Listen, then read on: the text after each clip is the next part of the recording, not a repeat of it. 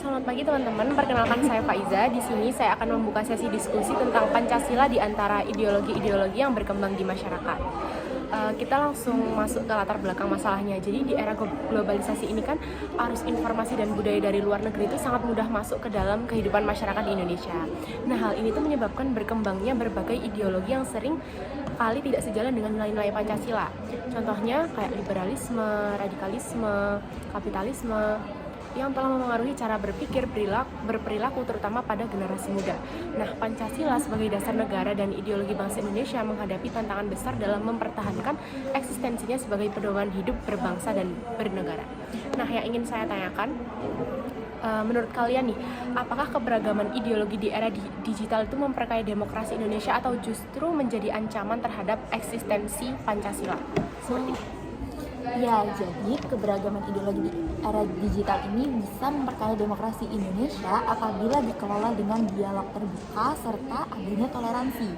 Namun, dapat juga menjadi sebuah ancaman terhadap eksistensi Pancasila apabila ideologi yang berkembang bersifat radikal ini tidak toleransi juga serta bertentangan dengan nilai-nilai kebangsaan. Jadi kuncinya itu ada pada literasi digital serta penguatan pemahaman Pancasila yang ada di masyarakat. Nah, keberagaman ideologi di era digital itu adalah pisau bermata dua. Di satu sisi, ia memperkaya demokrasi dengan membuka ruang bagi berbagai pemikiran dan partisipasi warga. Namun, di sisi lain, jika tidak dibarengi dengan literasi kritis dan pemahaman terhadap nilai-nilai Pancasila, keberagaman itu bisa disusupi ideologi radikal yang mengancam persatuan.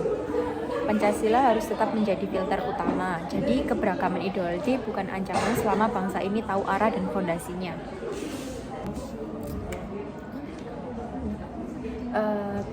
Keberagaman ideologi di era digital dapat memperkaya demokrasi Indonesia dengan meningkatkan partisipasi politik dan diskus publik. Namun jika tidak dikelola dengan baik, hal ini bisa menjadi ancaman bagi eksternal Pancasila, yaitu dapat memicu polarisasi dan konflik. Oleh karena itu, penting untuk mendapatkan pendidikan nilai-nilai Pancasila dan dialog antar budaya agar keberagaman ideologi dapat dikelola dengan bijak.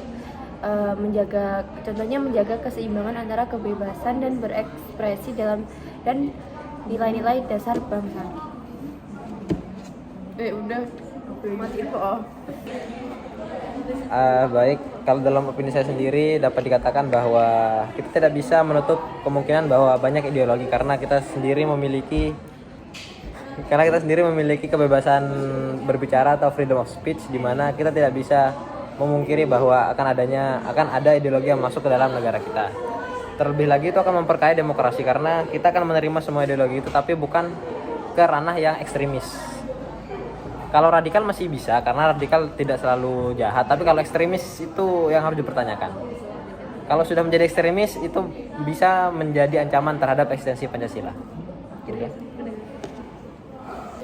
Oke teman-teman, terima kasih banyak atas jawabannya. Jadi kita langsung lanjut ke akibat yang muncul. Yang pertama itu masyarakat bisa kehilangan arah dalam bersikap dan bertindak karena tidak lagi menjadikan Pancasila sebagai pedoman. Lalu yang kedua, masyarakat itu bisa mudah terpengaruh ideologi ekstrem yang bertentangan dengan Pancasila.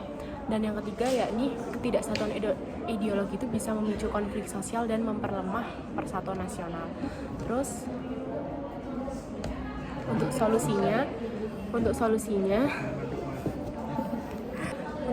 yang pertama kita bisa membuat konten edukatif di media sosial untuk menumbuhkan pemahaman kritis terhadap ideologi asing dan menguatkan nilai-nilai kebangsaan Pancasila itu.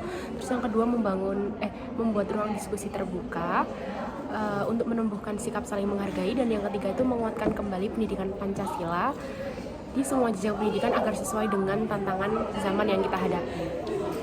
Lalu yang terakhir, penutupnya, Pancasila itu bukan sekedar simbol atau dokumen formal negara, melainkan ideologi yang hidup dalam jiwa setiap warga negara Indonesia. Jadi kita sebagai mahasiswa itu memiliki peran yang penting dalam menjaga dan mengembangkan nilai-nilai Pancasila di tengah tantangan ideologis global.